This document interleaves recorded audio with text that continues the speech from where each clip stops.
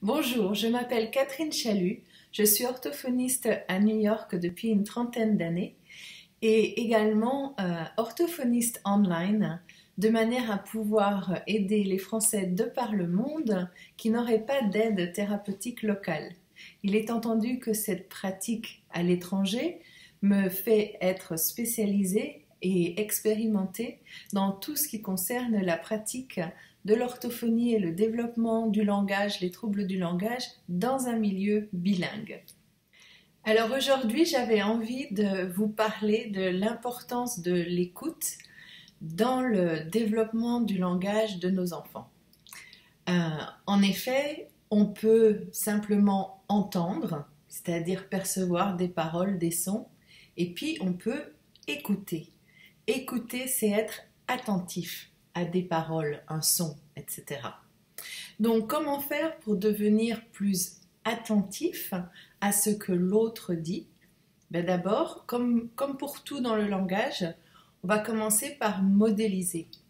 C'est-à-dire que nous allons reprendre les bons réflexes en toute conscience pour parler à nos enfants.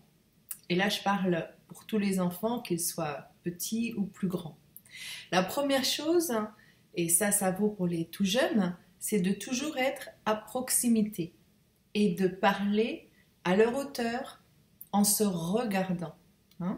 Combien de fois dans la vie de tous les jours, on est en train de faire un truc, et puis on parle, mais on n'est pas en train de regarder son interlocuteur. C'est complètement différent dans la manière dont notre interlocuteur reçoit ce qu'on est en train de lui dire. Il suffit qu'on s'arrête aussi, qu'on interrompe une activité pour écouter ce qu'on vient nous dire. Et dans cette manière d'être, on montre à notre interlocuteur, à notre enfant, à notre petit, qu'on est complètement centré sur ce qu'il vient nous raconter. Ça encourage les enfants qui du coup sont plus sur le qui-vive et qui vont eux aussi apprendre à nous écouter plus attentivement puisque nous, on le modélise pour eux. Et puis une autre chose qu'on a tendance à oublier, c'est de vérifier que nos enfants, nos adolescents ont compris ce qu'on leur vient de leur dire ou qu'on vient de leur demander.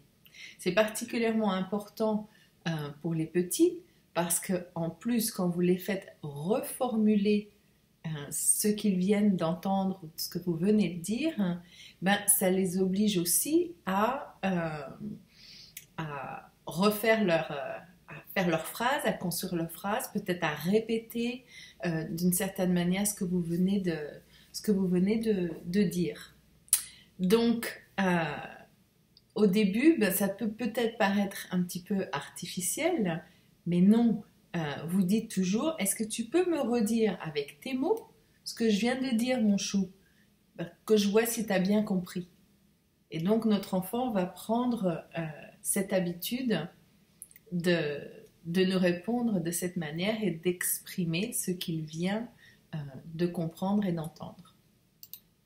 Alors, l'écoute, ça s'entraîne. C'est comme tout, c'est quelque chose que l'on apprend. Donc, la première chose dont je viens de vous parler, c'est la modélisation. Et puis, il y a moyen de mettre en place des tas de petites activités pour faire en sorte que nos enfants vont entraîner leur discrimination auditive et affiner leur écoute. Dans ces activités me viennent à l'esprit le fait que, par exemple, vous êtes en train de vous balader dans la rue et vous pouvez très bien dire à vos enfants qu'est-ce que tu entends là dans la rue, qui est-ce qui peut avoir, est-ce que tu peux me dire 5 choses que tu entends là en se promenant. Alors on peut être dans le parc, on peut être dans la rue, ce seront des sons différents, lui faire remarquer aussi. D'autres types d'activités seront plus des jeux d'écoute avec la provenance du son, l'intensité du son, le type de son. Vous pouvez aussi jouer à regarder dans la vie quels sont les sons de la vie quotidienne. il y a la bouilloire, il y a papa qui arrive à l'entrée, il y a maman qui prépare le chien pour sortir se promener. Voilà, essayez de faire prendre conscience aux enfants qu'on est en train d'écouter. Pour moi, l'écoute, c'est vraiment la pierre angulaire de tout apprentissage, déjà, d'ailleurs, parce qu'à l'école, ce sera pareil. Plus on aura une bonne écoute, plus on sera conscient des consignes orales qui sont données, de ce qu'on doit faire. La mise à la tâche sera plus facile. Enfin, il y a plein de conséquences positives à une bonne écoute. Et donc, cette écoute,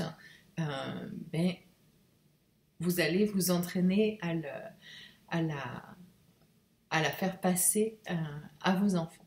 Alors, tous les enfants n'entendent pas et n'écoutent pas de la même manière.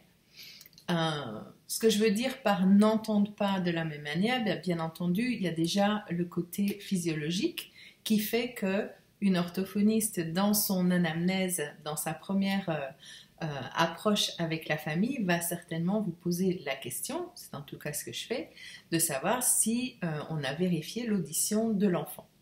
Quelquefois, il suffit de pas grand-chose pour que l'audition de l'enfant soit un petit peu handicapée, on va dire. C'est pas forcément une perte de l'audition, mais il peut y avoir des pertes d'audition temporaires, ne serait-ce que quand les enfants tout petits font des otites à répétition. Dans ces cas-là, ils entendent un petit peu comme s'ils étaient sous l'eau. Ce qui fait que quand eux reproduisent en plein, au moment du développement de leur langage, qu'ils reproduisent ce qu'ils entendent, ils peuvent reproduire de manière déformée, avoir des sons qui sont un petit peu confondus, entre autres dans tout ce qui est, alors là je deviens un petit peu technique, mais dans tout ce qui est sourde sonore, c'est-à-dire des différences entre un P et un B, il n'y a pas une grande différence, surtout quand l'enfant est un petit peu... avec une audition un petit peu décalée par rapport à la réalité. Il y a aussi le fait que certains enfants ont une plus ou moins bonne discrimination auditive naturellement.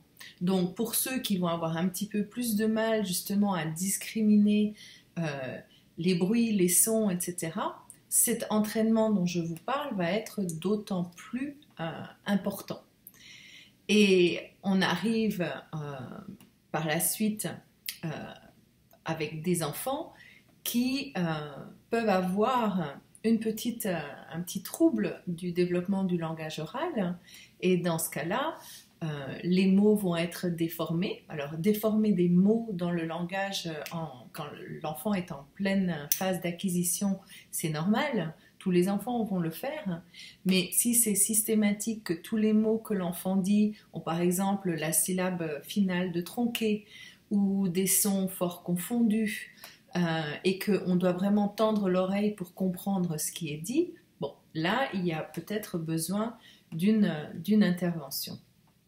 Alors moi, je vous parle de manière générale, pas forcément dans le cas de l'orthophonie à proprement parler. Alors si ce dont je viens de vous parler vous concerne particulièrement et si vous prenez conscience que c'est quelque chose qui est difficile à implanter seul de votre côté avec votre enfant, mais je vous propose de prendre rendez-vous pour une séance rencontre gratuite que j'offre chaque semaine.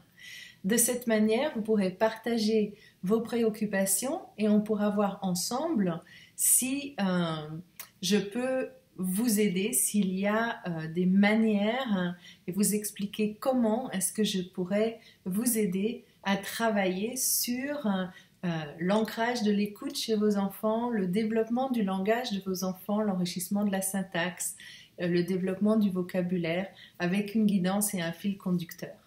Voilà, donc je vous dis à très bientôt et passez une bonne journée.